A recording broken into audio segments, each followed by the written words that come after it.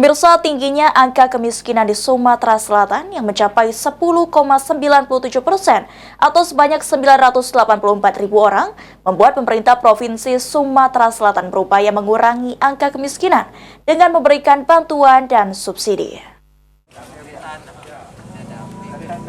Pemerintah Provinsi Sumatera Selatan terus melakukan komitmen dalam pengentasan kemiskinan.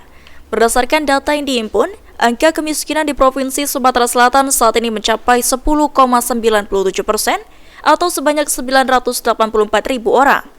Sekretaris Provinsi Sumatera Selatan Edward Chandra mengungkapkan, langkah konkret yang ditempuh pemerintah Provinsi Sumatera Selatan dengan mengendalikan inflasi dengan memperbanyak pasar murah, Sumatera Selatan mandiri pangan, bantuan-bantuan langsung tunai atau BLT, dan bantuan pendidikan untuk keluarga prasejahtera. Untuk itu, pihaknya mengajak masyarakat untuk menciptakan UMKM agar terciptanya lapangan pekerjaan.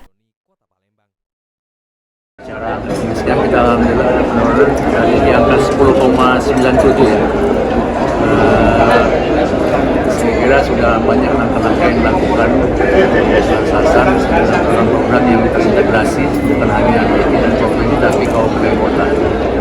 Gerakan serentak ya.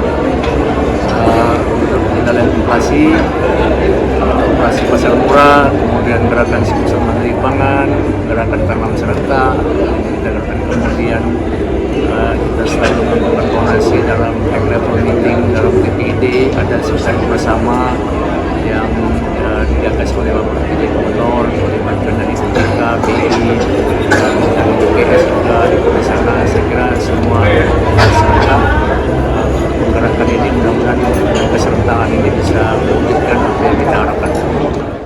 Lutfi Pal TV.